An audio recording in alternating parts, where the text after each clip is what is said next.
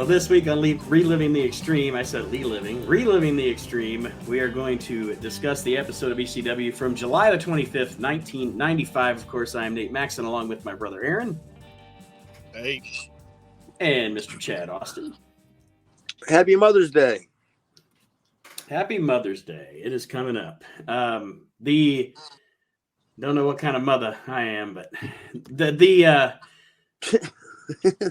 the episode of ECW that we're going to review this week takes place in Florida, and we will get into all that momentarily. But I think we would be remiss if, since the last time we did a show, the passing of Jerry Springer. And I know, Chad, you have discussed just briefly a few times on the show of your experiences on Springer. Haven't gone too deep into it. I didn't know if you wanted to recap it or recall any of that or any of your memories of being on the show or interacting with Jerry himself.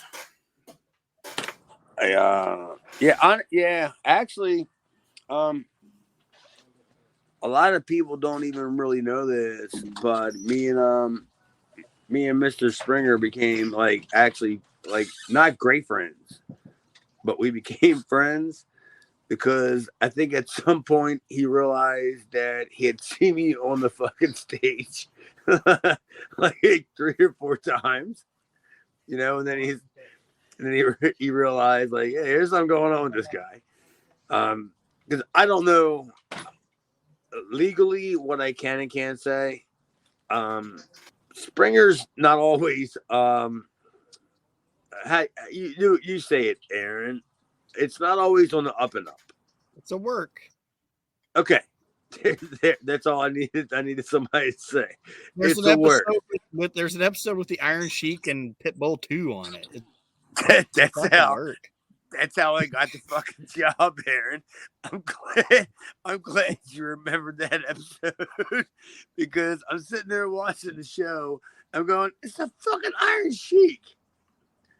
And I see Pitbull on there, and I saw I saw 4 or 5 other wrestlers that were way lesser known than the Iron Sheik, and I'm thinking, how did the Iron Sheik get on the show and slip through their scrutiny of screening, and somebody not know that you're the Iron Sheik? You know what I mean? How did that happen? But it all happened when I want to say it was 2002. It was this is how it happened, in a nutshell. After the Iron Sheik episode, my promoter Danny McDevitt from MCW, he got in contact with a guy from Springer and said, "Look, I see you have pro wrestlers on there. I got some guys that you might be interested in that don't look like pro wrestlers. Right? They're not big guys. They're not jacked up guys." And he said, "Well, send me out a couple of guys." And he sent me out with a couple other guys. And all I can tell you is, if all you want to do is have me walk out there and make fun of somebody, dude, shit. That's my job, pal. So they had me go out there on my first show. I was cheating on some fucking slob with her slob fucking wife, and then her slob girlfriend.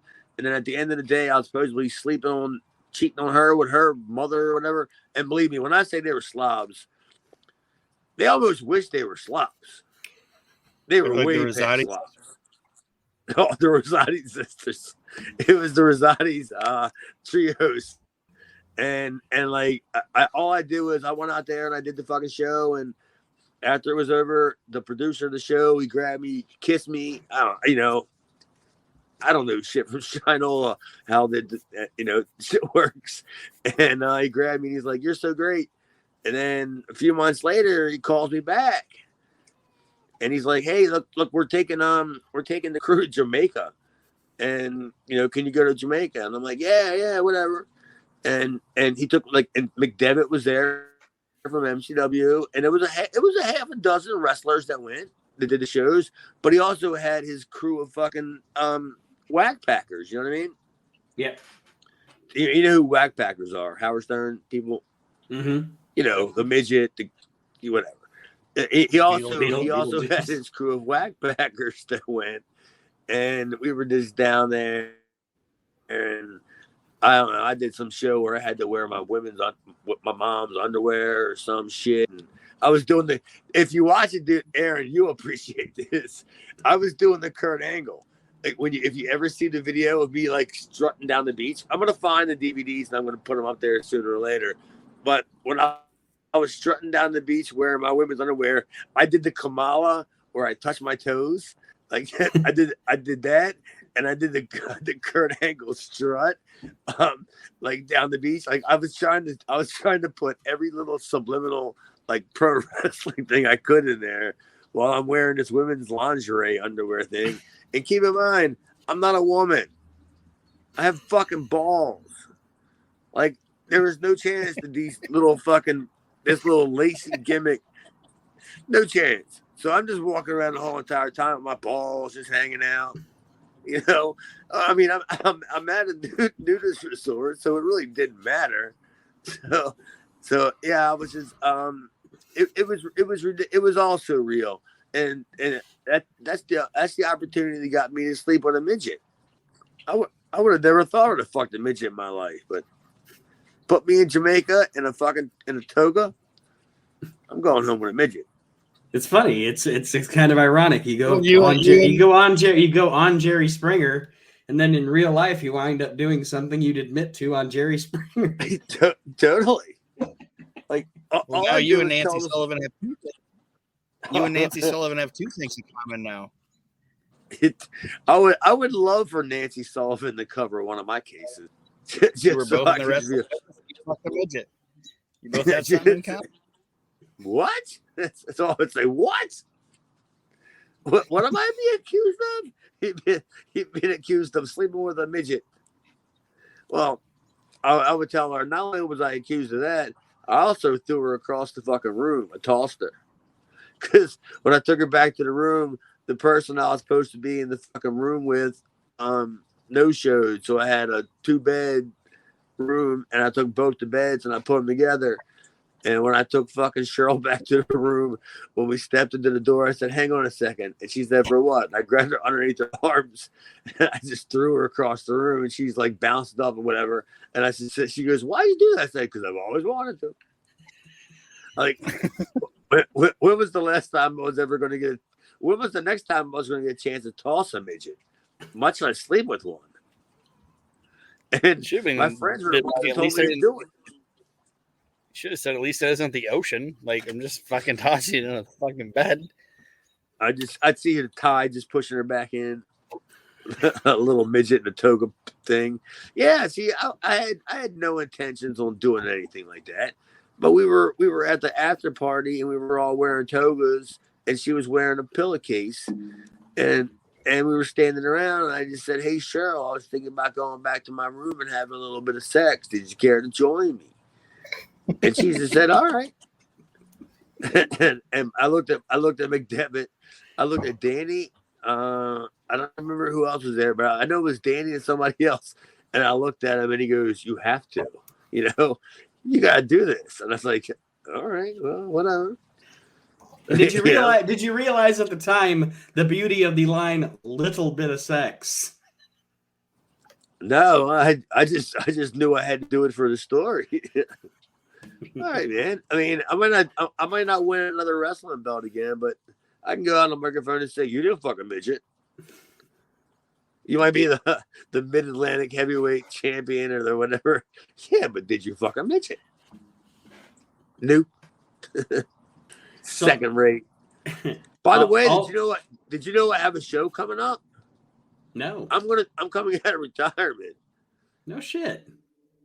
Yeah, no shit. I don't know what the fuck's the matter with this fucking company. They must really be lacking talent. It's in July too. More information will come, but Total Quality Management, which was one of the hottest characters in Maryland Championship Wrestling, which spun off the hottest characters in MCW, me and Dino, are doing a 25th anniversary show for the company, Maryland Championship Wrestling. And I think we're going to do the whole entire, it's going to be like Kiss. From what I understand, we're going to start off as like Total Quality Management. and then we're gonna go through the whole involvement of how we got rid of everybody and became who we are, like all in one show, which I think is cool. Mm-hmm. I mean, I wouldn't have did it if I didn't think it was all right. Because I'm wrestling the headbangers. Seriously, come on. How about the cheap herder? Can we just wrestle Moondog Rex? Does MCW have? I know. The nowadays in wrestling, the word TV is different. Do they have like a YouTube page or anything where they have a show, like a weekly show? Yeah, nothing that would be worth pushing. Like they don't. Okay. It's nothing that like we used to have a show on cable access. Now it's on YouTube, but it's nothing like you would. It ain't destination, viewing. Right. And I don't know why. I've met with the owners, people that I've trained from the company and did business with, and I presented them with a business model of, look, I can do this, I can do this, I can do this, but you need to go here, kind of thing. Because we have several. I mean, you guys are the same way. You guys are in Ohio. You guys are lucky if you even got cable. So everything is VHF, UHF. So why couldn't you go to a local station, If you're running local shows, then take your bicycle, your tape to a local station, Mm-hmm. You know who actually does a really good job with that is and since Al Snow took it over, OVW does. I actually watched their show on YouTube, and it's not too bad. But yeah, they do a good job, like presenting it locally, doing like old school, like all the all the local businesses have their shit on the ring, and they have the local sponsors, and they've got the kind of the territory thing down in 2023. It's kind of crazy. Like I didn't expect to see it when I saw that the show was on YouTube. I didn't think it would look as local as it does, but actually still be really good. That's funny you say that because I've never seen 1 second of it. But if you would have told me that Al Snow was running a weekly TV show of anything similar like that, I would have totally guessed that. That's what Al Snow knows. That's what I know that, Mm-hmm. I mean, you guys know it probably more than me because we never really saw it in the Northeast with the WWE, but you guys got to see all the spot shows with the, buy here, pay here. Yeah. Sponsored by some such and such attorney at law. Yeah. Yeah, you know what I mean, right? But we never really had that up here. Up here, it was we had bought shows, but down there, you guys would get guys that would sponsor the shows and stuff like that. And I remember when I was working for Bert, like all Bert's sponsorships, he was doing the fucking reads for every single one of them.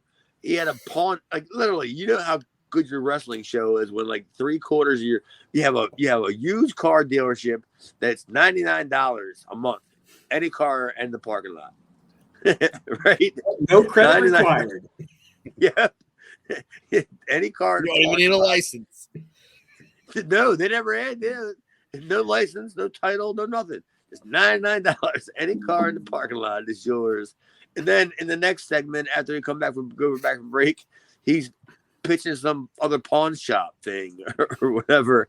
And I'm like, all right, well, I see the writings on the wall here. Not to mention that burger joint that he was always talking about. But I don't think they were a sponsor. I think he was just fucking hungry. He was just hungry. I mean, it's Burt Prentice. Burger Prentice. Anything else, Aaron or Chad, before we get into the show review here? Well, I don't know. All I can tell you is I've about had enough of working at Walmart. I'll tell you that shit.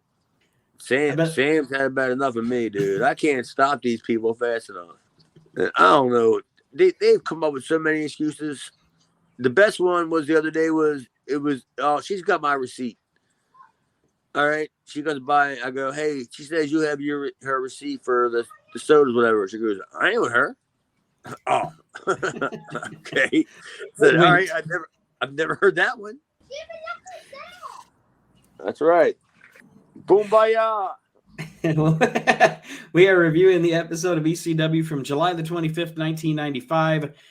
And we skipped last week's TV episode because it was literally just the footage from the Heat Wave show that we watched last week. So didn't watch that one. We move on here, and now ECW. This show takes place in Fort Lauderdale, Florida. And that's the intro, pretty much. Joey talking about the armory. It's not the armory. The arena. Davies Arena, right? Yeah.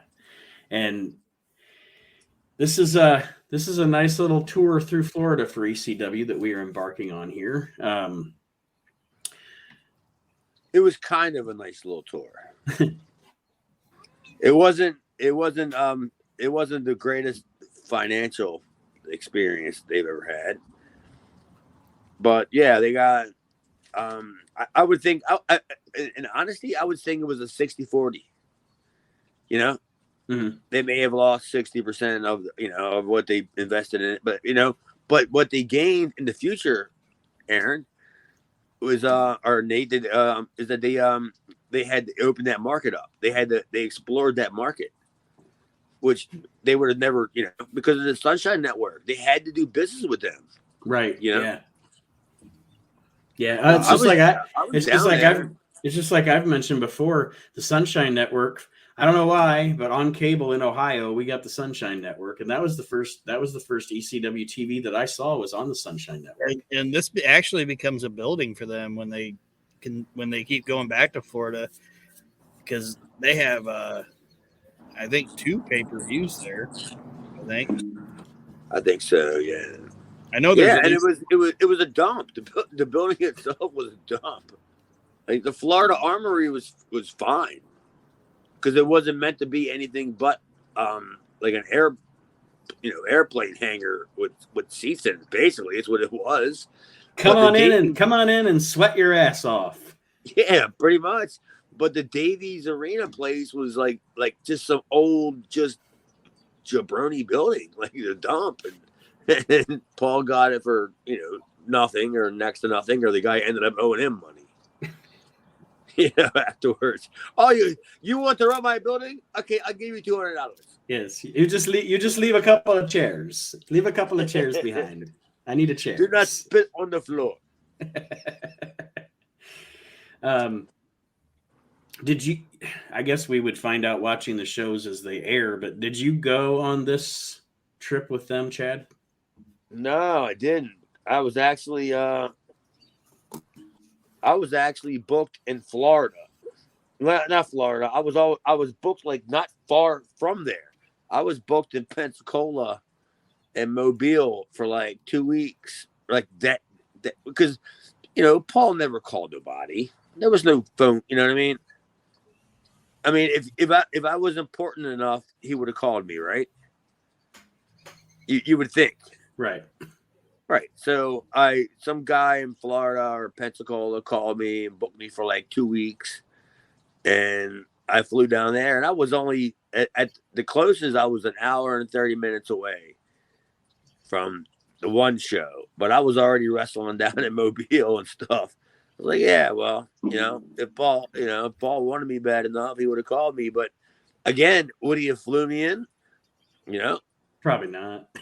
That's what I'm saying. So I wouldn't have won anyway. I'm not fucking driving to fucking Florida. I mean, shit, he probably took a Greyhound. Yeah. No, he grabbed some fucking ham.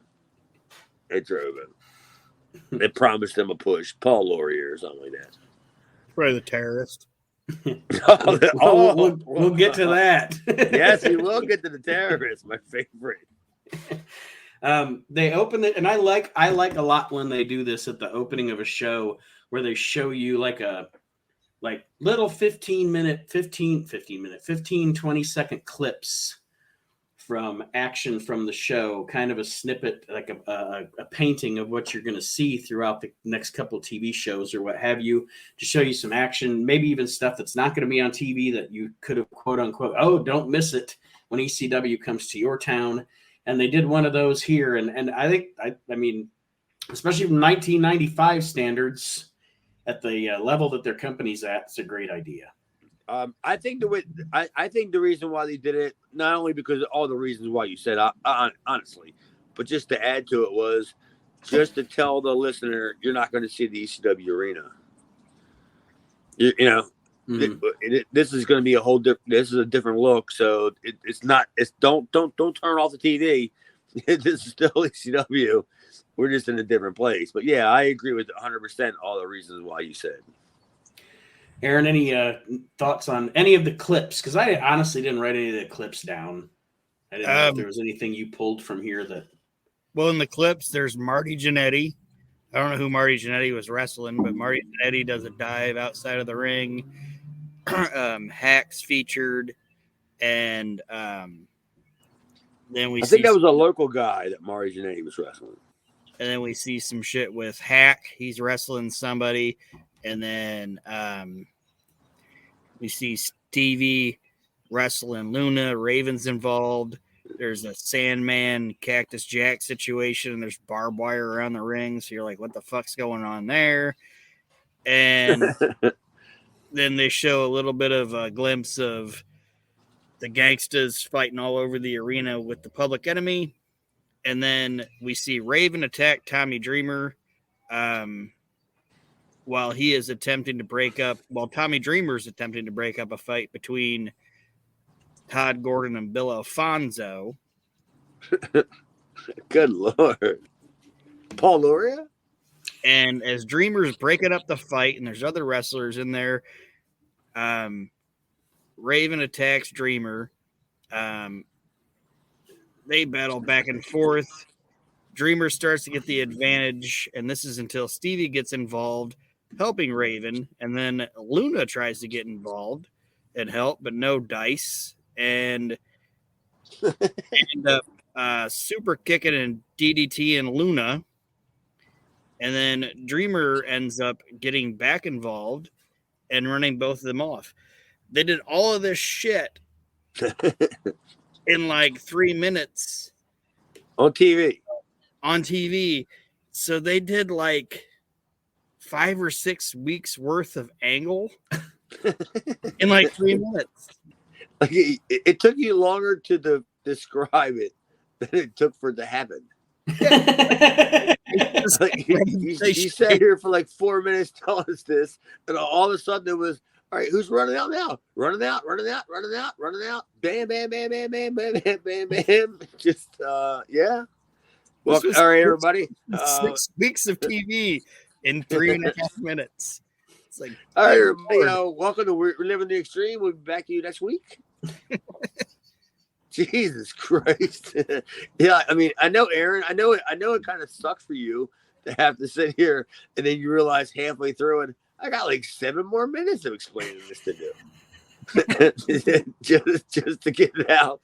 It's like I'm watching it too, going, what the fuck's going on, dude? Yeah, this was 5 weeks of episode in 3 minutes. pretty much.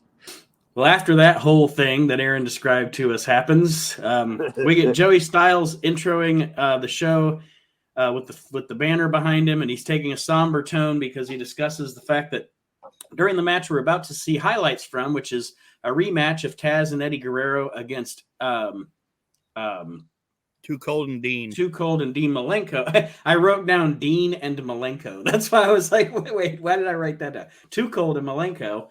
That Taz had been injured, and is this a real injury? I can't remember. Oh, it was that was definitely a shoot, because I got a phone call that night from people in ECW. Did you hear about Taz?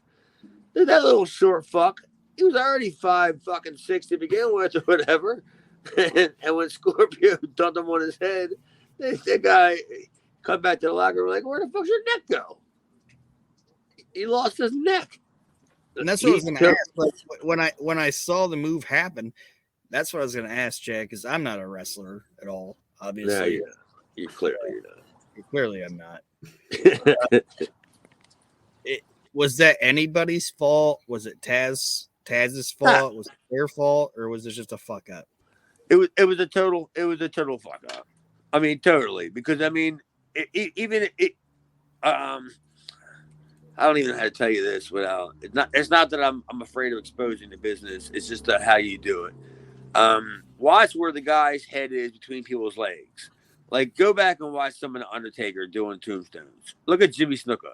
He fucked up his hair. He didn't fuck up his neck. You know what I mean? It kind of depended on where you put your head at when you drop the guy and how you bump afterwards. Undertaker, he always falls forward with the guy's head, lets the guy land, and then pushes the guy over so he can cover him. But Taz was just the guy that would just dump you on your head, but it wasn't dumping you on your head maliciously. He still practiced the same work, safety standards. But fuck, and Scorpio's got a big fucking head or whatever, you know what I mean? Fuck, it was an accident, and that's all it was. And Taz is the kind of douche that he harbors that shit, man. Like that shit resonates with Taz. I learned that from after this accident. Like he's like everybody else. Nobody wants to hurt anybody, right? Nobody wants to make anybody not make any monny. Yeah, so a lot of the guys hate that shit, and Taz was one of the first guys that I ever met that I knew legitimately hurt somebody that felt so bad about it. You know what I mean?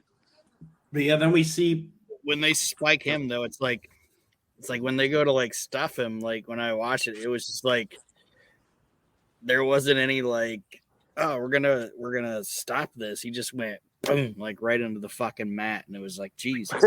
Well, we also never had the fucking red X or the X either. You know what I mean? We never had any of that nonsense. Who was the referee? I don't know. He looked like the guy. He looked like the dad from Family Ties. I don't know. Okay, we had the dad from Family Ties was the referee. What was his clue of signaling to the back that somebody broke their neck? Do you think it was given to him? Joey even mentions in his intro to the match that Taz stayed out at ringside even after he was hurt. So he's not. If Taz is hurt, he's not even telling anybody, or if he is telling anybody, he's refusing to go to the back until things are said and done. He wouldn't even go to the hospital. It's just stupid. It's just stupid. You know what? I mean, listen. I mean, look at it from Taz's point of view. He broke his neck, but it didn't hurt him. He may have been, hurt. Sore. He thought it was a bump. All right. Adrenaline's a hell of a drug, ain't it? Yeah, I mean, look at Bruno. Stan Hansen broke his neck, and he still went fucking 6 minutes with him. So yeah, Taz probably didn't even. There's no chance that Taz knew that he broke his neck. Because I know Taz. If Taz would have known he was broken his neck, it would be see you later. Thanks for coming. I'm out of here. Sayonara. You know what I mean? Tip the band. But I mean, the fact that he did stay there, in hindsight, I guess, although probably not smart for his health, it helps build his reputation as a badass that he's trying to build, right? It's the gimmick, and that helps build that reputation, And personally, I thought it was better because it was pretty much pre-internet. It was pre-internet where you can just find anything out. Because you easily would have clicked on 20 minutes later and say Taz injures his neck at the show. Whatever. Taz no sells the injury. If you were there, he got fucking hurt. You know what I mean? And, and then there was no other form of, other than some other guy telling some other guy. And by the time it got to the other guy, it was, did you hear about Taz? His fucking neck got, stretched through his asshole and everything, whatever. This guy came run, it was like by the time the story got, so it was great because there was no internet. The magazines weren't covering ECW. You had what, Keller? Yeah. Actually, at this point, as I sometimes look back through, Keller was the one really giving ECW. Even Meltzer hadn't. I mean, even with Meltzer, he was still kind of treating it like just an indie. But Keller sees what ECW is before a lot of the other journalists do. I was getting Keller at the same time I was getting Meltzer. And then I would actually read Keller first because I would read the ECW report. Because I would want to see on his ECW rundown because I didn't know, was I on that week? Mhm. You know, I didn't know if I was on. And then if I did, he never really had anything great to say about me, but he never buried me. It was like, normally like, Chad was good at his spot. Right. For, all right, well, that's all I needed. As long as he didn't say that I stunk, you know what I mean? All I got to do is stand there. Probably the fact too that Keller was young. Keller covering. I was just gonna say with Keller covering the ECW thing, it was probably the fact that he was younger. You know what I mean? And Dave was Uncle Dave at this point. It's like, oh, if it's not Japanese lady wrestling, I don't give a fuck. Which leads me to believe what does Dave watch when he's not watching wrestling. Like the apartment shit. Yeah, he's jerking the tentacle porn. He's got all them little fucking cutouts in the old school magazines where you can order the Japanese like apartment wrestling magazines, like all his magazines. I'm gonna buy his magazine collection and everything's cut out from the Japanese Yoshi mags. Just a bunch of holes in the mouth. See, I don't know about all that. I'm not going that far. All I'm saying is the guy's probably got subscription to young Japanese girls, and you're saying he's got holes cut in the mouth of the magazine. I'll tell you what, though, Uncle Dave gave me probably the best review. Heatwave 94, me and Mikey. He gave me 3 3/4 stars. I'm thinking, damn, that's pretty fucking good considering I'm fucking pretty not good. You know what I mean? Like, wow, that must have been a pretty good match. And this wasn't like now, folks, where an opening match on an episode of Dark gets 5 stars. This was back when the star system actually meant something. I think I was borderline. I think I was on the borderline because it was still, every 2 weeks, Kawada, Hansen, Tenryu, whatever match was 4 3/4 every single week. So, I was kind of like on the skewed end of it, but still, whatever. But he was there, he said. So that was pretty cool. Mm-hmm. All right, so you witnessed it. You witnessed the heat, that we got. But I didn't even know we got heat. It was like third match. It was right before like Metal Maniac or something. Like, of course I shined. If I'm coming out, seriously, what's the matter with you? Well, the Guerrero, obviously this tag match is really good, which Guerrero wins after a roll-up on Dean Malenko. I didn't have a lot of written. But go ahead. Sorry. No, you're all right. The only notes I got is like about the actual injury of Taz, but a lot of the match is Eddie and Dean, and I could watch those guys wrestle every fucking day. They're so fucking good together. So you're saying that like, so what are you saying that like when Eddie and Dean were going to the match, they had already known that Taz got hurt? No, I'm just saying like my only note in the like one of my only notes is that Eddie and Dean work at each other. I could watch it every fucking day, and I think that I think they were professional enough. I think the guys in the match knew that Taz got fucked up. Yeah, because Eddie and Dean pretty much after the Taz. We got to Eddie and Dean after the Taz things happens. They pretty much just go into doing their own thing. Yeah, that's what I was asking. Like, was there an Iggy sent to somebody, and then Taz and Dean or whatever, Eddie and Dean were just like, all right, well, we'll just finish this off. Yeah, and I agree with you that Taz probably didn't think his neck was broke, but he probably knew he was fucked for the rest of the match, and was just like, go.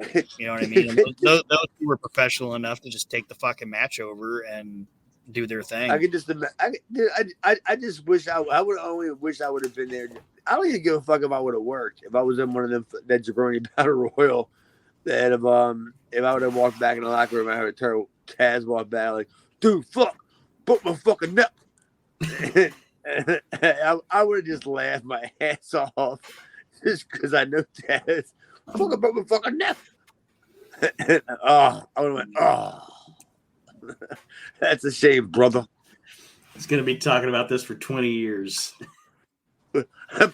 Like he was Kurt Angle before Kurt Angle. After this matchup, Joey tells us that next week, Eddie Guerrero and Dean Malenko will have a match for the TV title on ECW TV.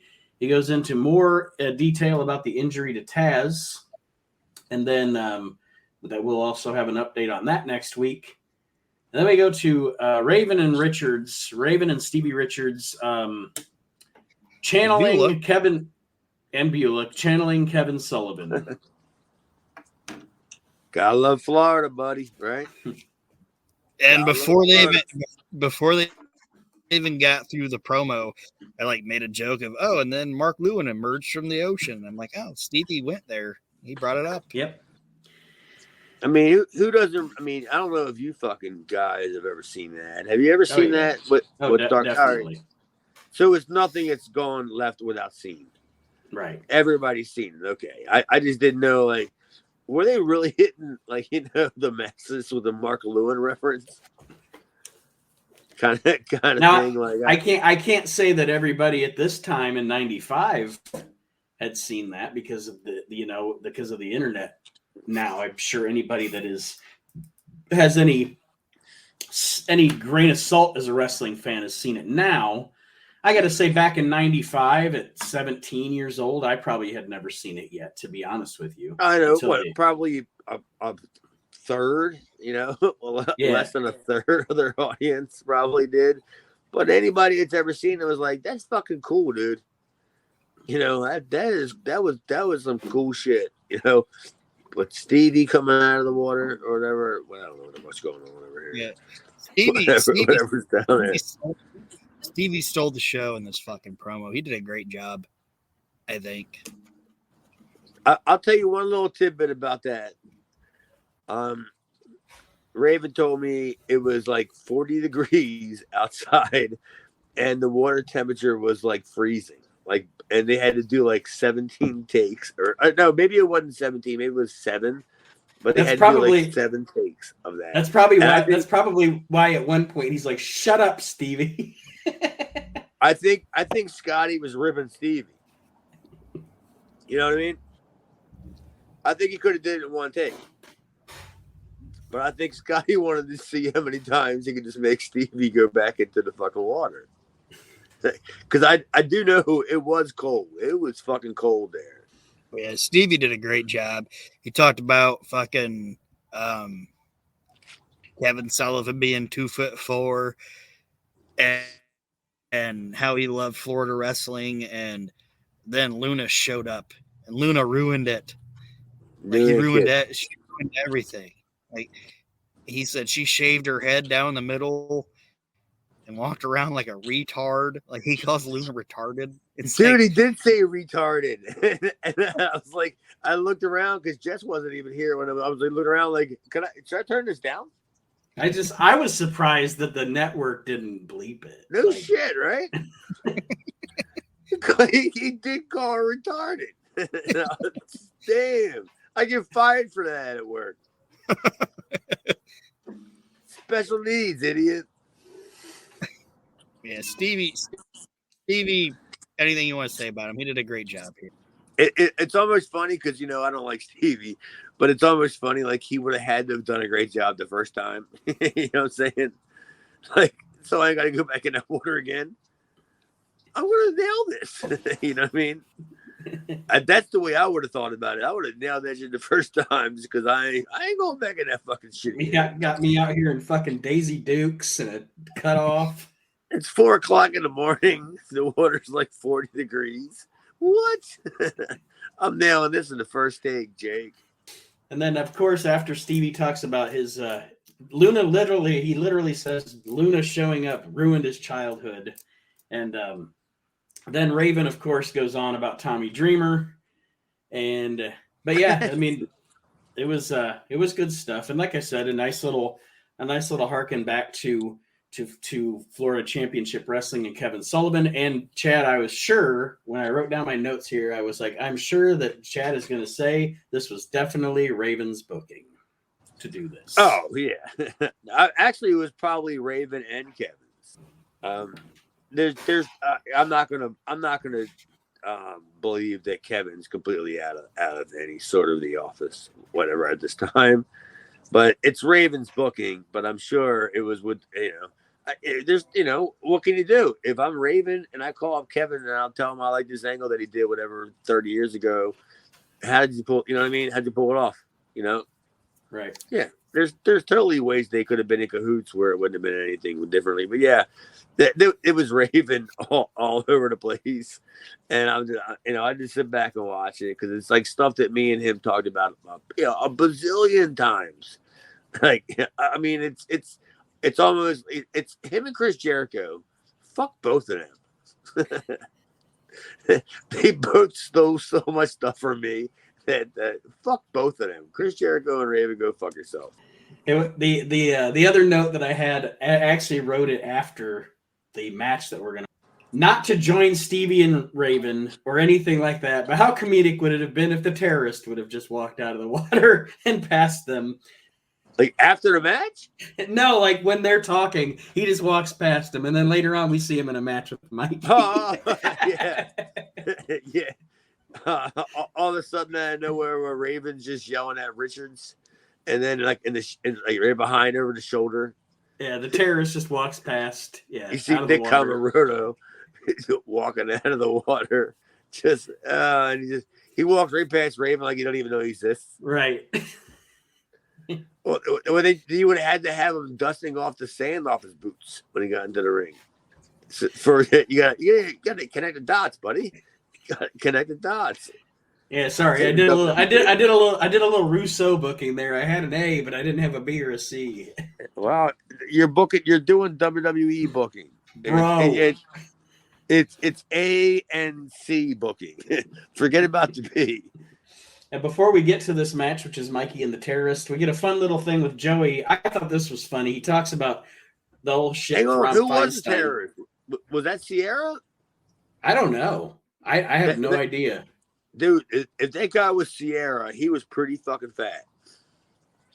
Like for Sierra. You don't know, Aaron?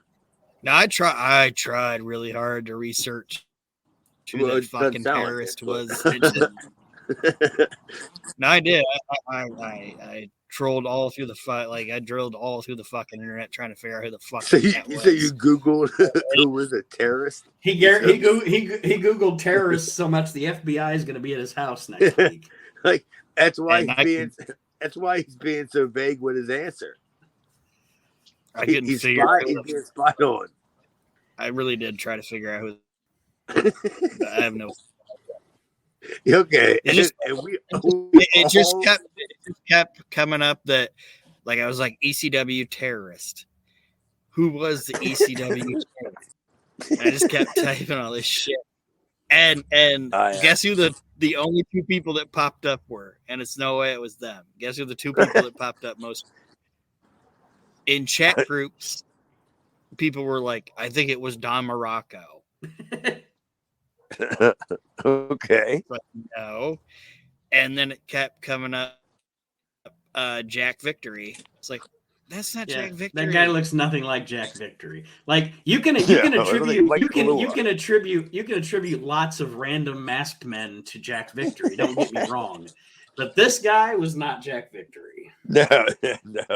He was like the Alaskan Jay York. Like one of them kind of guys. There was no chance he wasn't even Dave Sierra. That's the word. If you're not even the Cuban assassin, like that's the worst. Dave Sierra's done every gimmick like that. But yeah, but this guy was just some slub fat dude. Right? Yeah. And his mask was fucking tarded. Maybe it was Buddy Rose. And then he didn't even live the gimmick, brother, because at one point he just looks at the crowd and goes, "Shut up." That's the gimmick.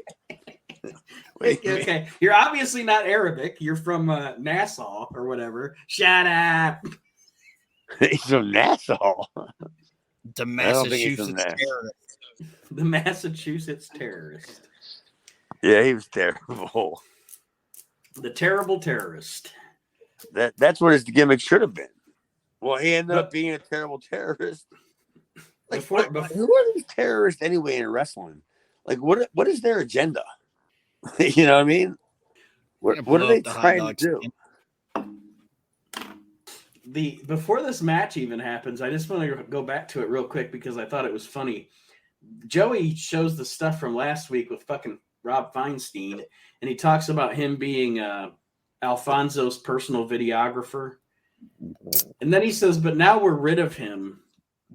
So if you've ordered any ECW video cassettes, you'll actually be getting them on time, and they will be of quality. And I thought it was funny shitting on Rob. Oh, of course, dude. It's always fucking great. It was always great to beat up Feinstein back in the day. Because did you guys ever get any videos from him? Yes, actually, I did. I have a couple of RF videos somewhere around here. And how long did he take? Well, I think I ordered them out of a magazine, and it probably took forever. Especially because I'm in Ohio. I mean, I helped him a couple times. Like, went to his place and helped him help him pack shit. And he was a one-man operation, man. One-man show, dude. And I can understand how he got backed up. You know what I mean?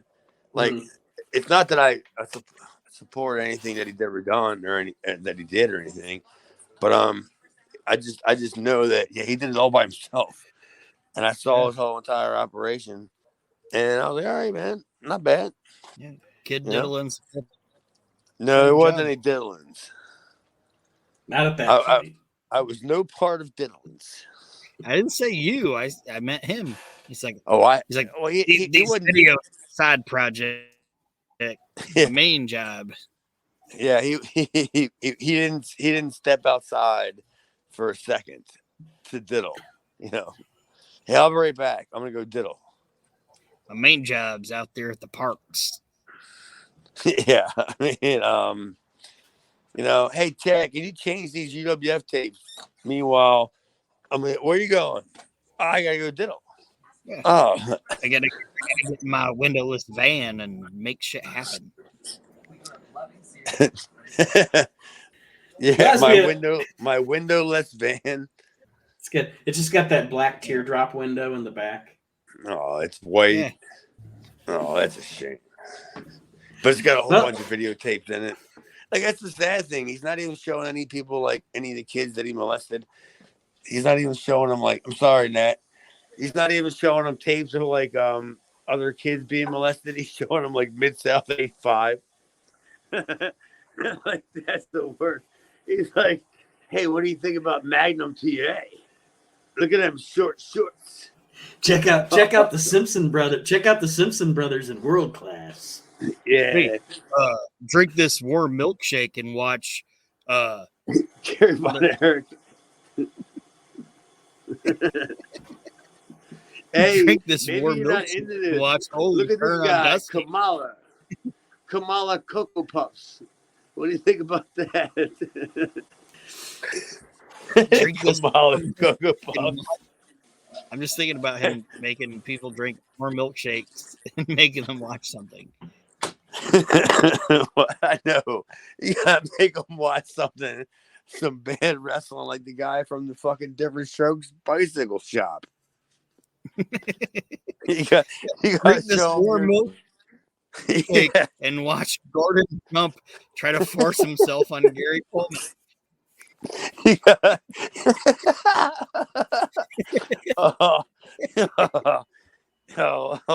on. Yes, that's what you got to do. And somehow you got to involve Skandar Akbar. Is Skandar Akbar Mr. Horton? You listen here, Gordon Jump. Yeah, you take this picture with Dudley, I'll beat your ass. Oh, this is too much.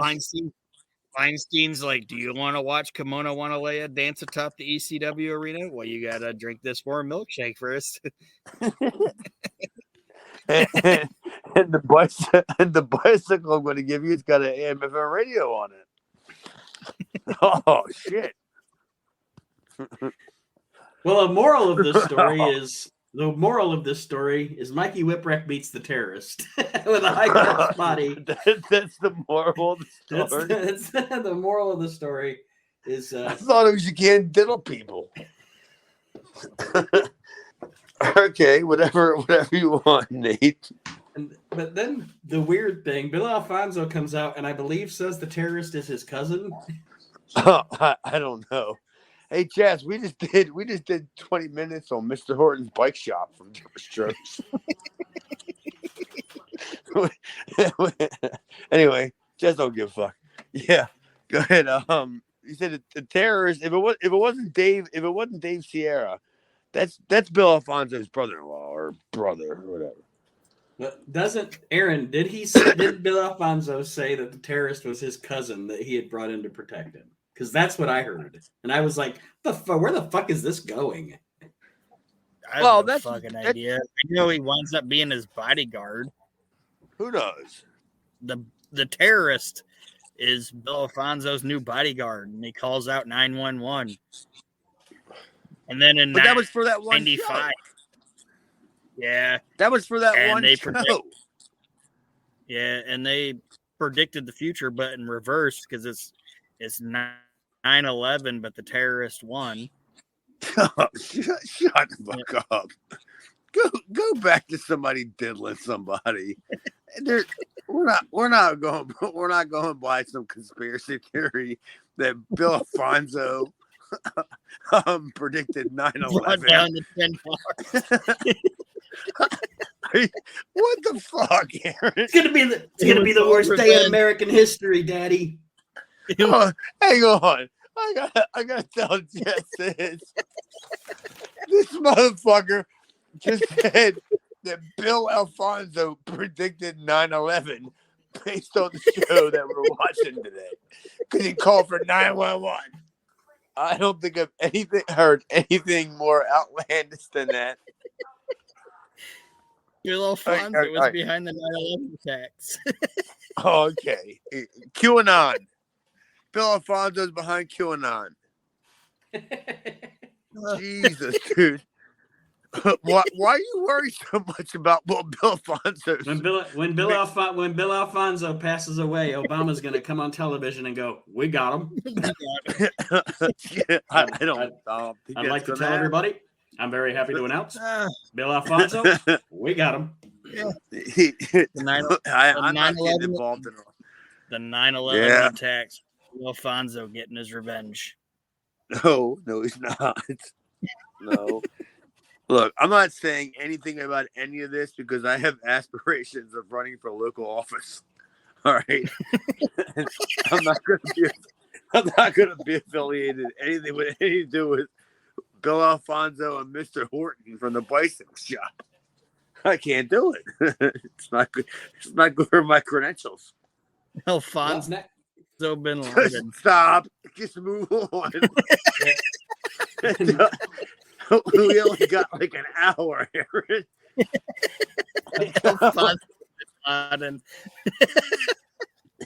What's Alfonso doing now? Probably 20 to life. We get an annoying Public Enemy promo and a fire escape discussing the gangsters, which they end with one of the worst catchphrases in wrestling history. Rockabye baby. I hate that. It's so stupid. But anyway. New Jack City. Yeah, but for it just doesn't work. They got it from New Jack City. I'm sorry, man. I'll finish laughing sooner or later. Coming out of their stupid faces. That's from New Jack City, right? Yeah, but they sound so stupid saying it. I don't know. It's because they said it. Yeah. Yes. Yeah. And it's hard for me to differentiate between whether I think it's because it's stupid because they said it or they said it because they're white. You know what I mean? Right. They could have easily been either way. They could have just been just jabronis and said it. And, we get it. But they're pretending to not be like typical white people. So, it's like rockabye, baby. Like he had all his syllables and shit. I don't fucking know. Public Enemy, man. At this point, are they? I don't know. What's left at this point? Yeesh. I mean, I can't honestly. Well, we're in July of '95. I mean, like on the horizon. Look 3 months, 4 months into the future. What's left? You're not bringing in the sheep herders, right? Nope. You're not bringing in the Moondogs. They've already done the dance with the pit bulls. Now we're into the gangstas. Right. And I doubt rock and rolls, at that time weren't working. So, there's the nostalgia teams aren't there. And aren't we like right on the cusp of what's his name? Not Terry Gordy, but Tommy Rogers. Is that coming up anytime soon? Tommy doesn't show up until late 90s. Okay, yeah. I mean, but like now I'm just grasping at this point, going, who do we have left? What's left for Public Enemy? Is it going to be Balls and Axel? I mean, you can do what, Balls and Axel for 3 months, right? Did they do anything with? I'm trying to remember, but do they do anything with? Because Bubba's going to be coming in soon, and then Devon will be coming in soon. I don't think they do anything with them.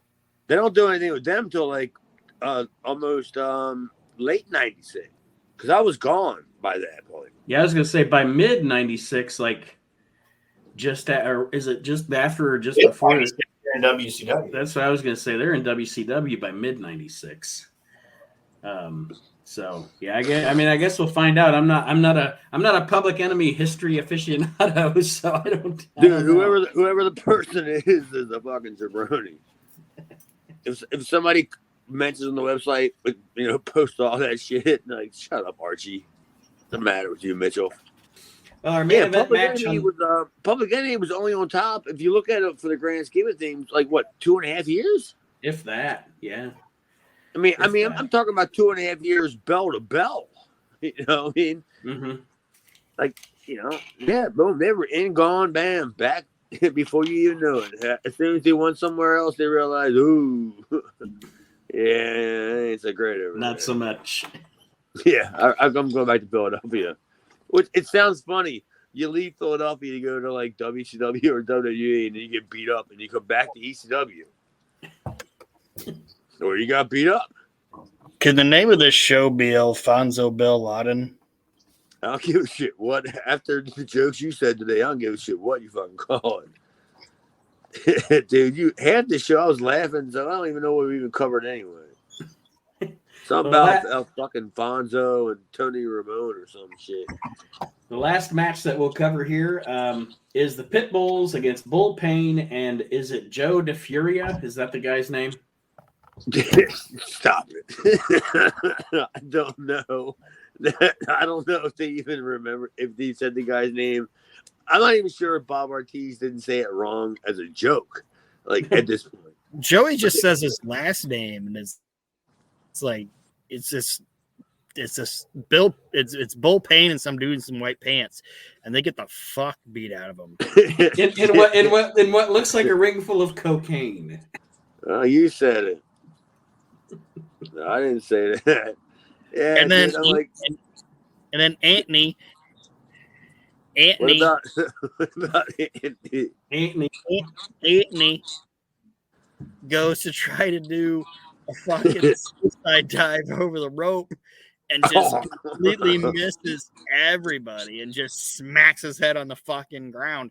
It's insane. Like, he jumps over, misses everything, smacks his head on the ground, and just gets up. It's like, what? Dude, that's not even the worst one that he's ever done. Like, he's done that so many times, and it's like, why doesn't somebody tell Andy that's a fucking stupid move for you to do?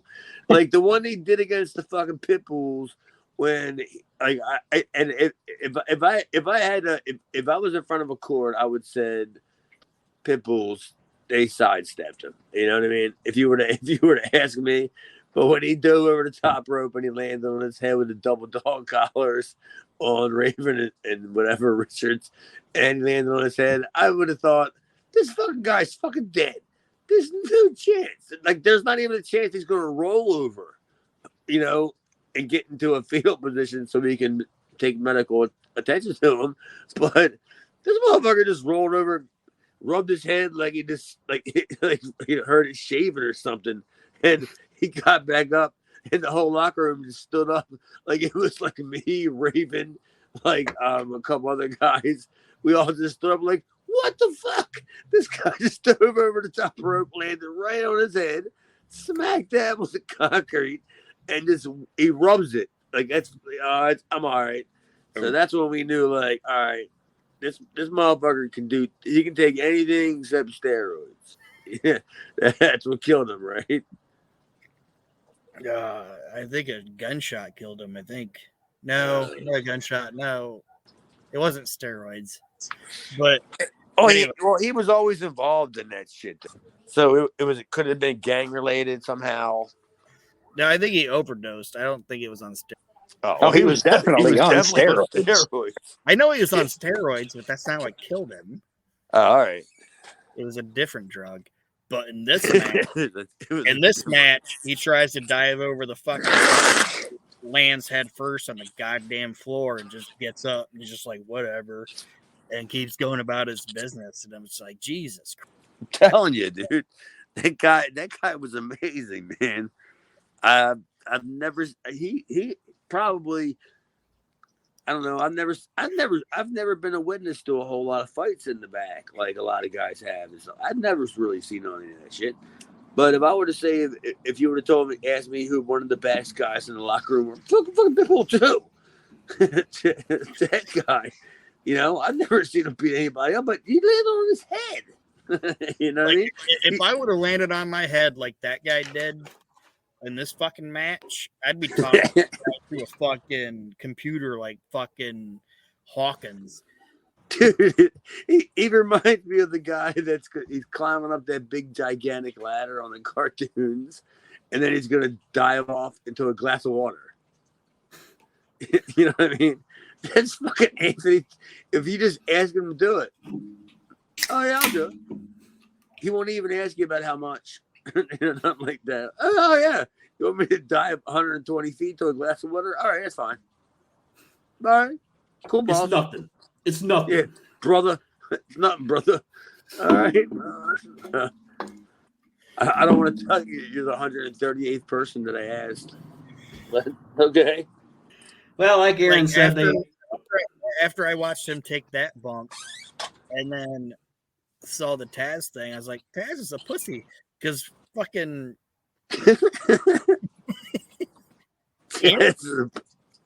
Anthony went from the ring all the way to Anthony went from all the way from the ring to an unprotected floor and just popped back up and finished the fucking match working. And Taz is like, oh, brother, I'm hurt. But anyway. And not to mention it was in the ring. It was in the ring. Anthony dove over the top rope and landed head first on the floor. Yeah, that's what I'm saying.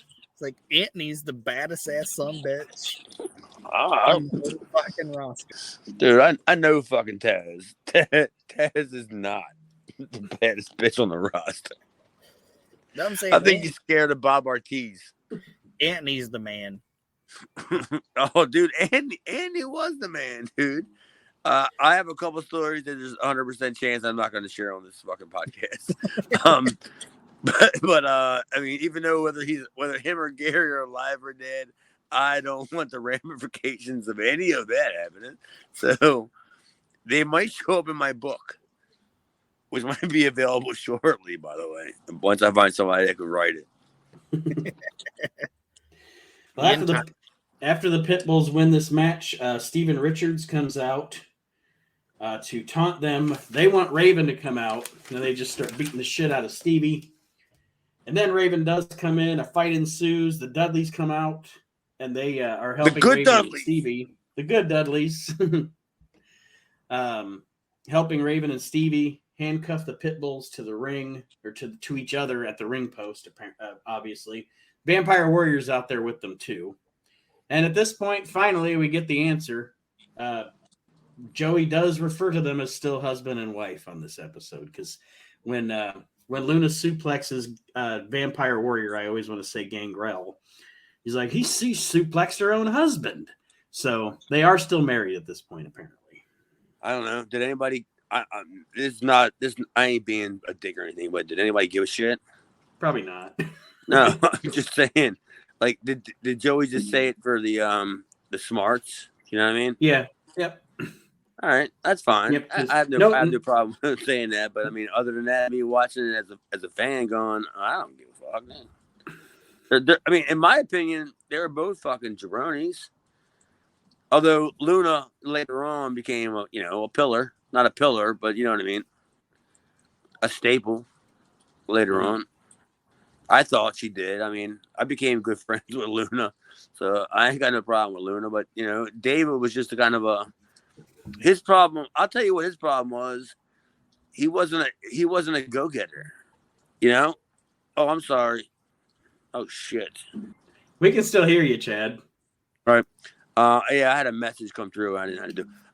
Yeah, but his problem was he wasn't a go-getter. Dave didn't know, or maybe he does now, I don't know. But he didn't know how to push himself, or he didn't know how to politic. And in fucking wrestling, politics sucks, man. You know what I mean? Like, Luna can do anything she could have done to get her a job there, but whatever she could have done to get herself a job there, it may have cost him not getting a job there. You know what I mean? Right. It's what you got to do. I mean, it's politicking. It sucks in the wrestling business. That's why I don't fuck around with it. I don't politic. I'll tell you that. Fuck, you book me. I don't give a fuck who you book me against. Fucking, Archie Mitchell. Whoever. What do you want me to do? Lose in 2 seconds? All right. Sure. Fine. As long as I get paid.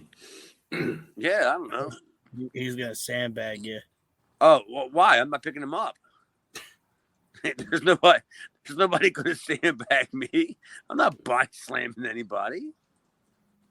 Fuck you. You know what I mean? No. How about this? I do my one spot. I have one spot.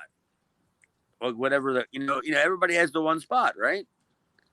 Five moves Cena or whatever and all that shit. I got the one 5 moves spot. of doom. I hit the Russian leg. What's that? 5 moves of doom. Well, I mean, I have my spot, which is the Russian leg dance. You know what that is, right?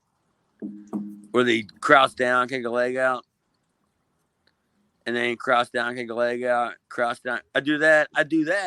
It's my Baron Miguel Cicluna comeback where the guy clubbed me from behind, and I just keep doing the Russian leg dance until I baby face up, and that's it. That's all I do. That's the only spot that I got. And I used to do that's the only spot that I got. And I'm telling you fucking jabronis that the people, they clamor for it. Like they don't want me to do anything else. So when I get tagged into the ring, I get beat up like I'm Bushwhacker Butch. And they just club me from behind and start beating me up, and then everything else. And then all of a sudden, out of nowhere, we hit a spot where it sets me up to do the Russian dance. And it gets the big spot. Like, that's all I get. That's the only high spots that I got. Whatever, it works. Well, overall, what did you guys think of this episode of ECW? I enjoyed it. I base it off how many pages of notes I have, and I only had 1 page of notes, so I didn't have like a lot of. That's great. I didn't have a lot of shit to make fun of, so I was like, "Yeah, this was a good show." Yeah, I totally agree. I mean, on a grade level, Aaron, what do you give it? B+.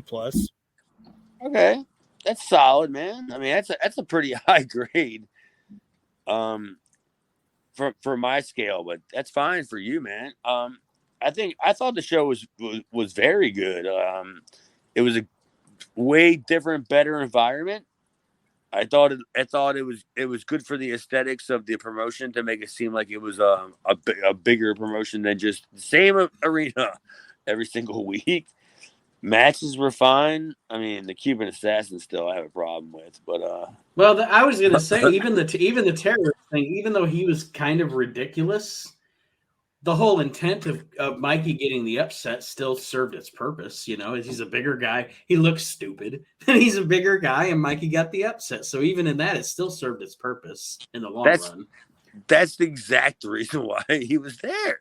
That's what I mean. Like, you know, who in this locker room hasn't Mikey already beat up? You know, because it would have been the core, 9 people that were there.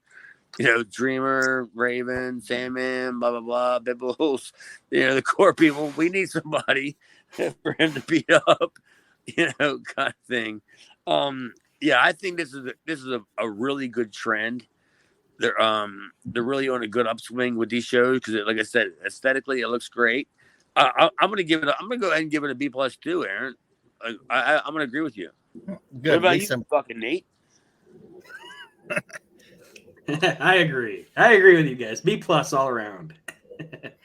Like I said, I thought even because even with the worst of the show, which is the big goofy terrorist, even the worst thing on the show served a purpose. Like none of this show felt like a waste of my time. None of this show felt like, Jesus Christ, why is this on television? I enjoyed watching it from beginning to end. Even the big oaf, the terrorist served its purpose. So I agree, it was a good show. What if the terrorist was Buddy Rose and we don't even know it? The blowaway diet kind of worked. Even some definition. That's going to be a wrap for this week's show, everybody. Thank you for listening to Reliving the Extreme. And I just wanted to remind you before we sign off, we actually are available on Patreon at this point. If you want to throw us a little bit of funds to help support the show, you can do that. And you also get bonus material as I put up the unedited audio and video for each show recording, which, I mean, if an average show is, final product's 55 minutes, the unedited is probably 1 hour and 20. We go into a lot of other things that we don't talk about on the show, a lot of comedic stuff. I think this week it was like 1 hour and 20 minutes of recording, so it's a blast. We're also going to have bonus things on there, and there's also a tier where you could be a co-host periodically on the show as well. So if any of that interests you, hit us up, patreon.com/relivingtheextreme. There are different tiers available with different content. We are going to be working on some bonus shows as well. So just want to throw that out there. Patreon.com/relivingtheextreme. And thank all of you for listening regardless. We appreciate your support and your listenership. And we'll see y'all next week. Have a great week, everybody.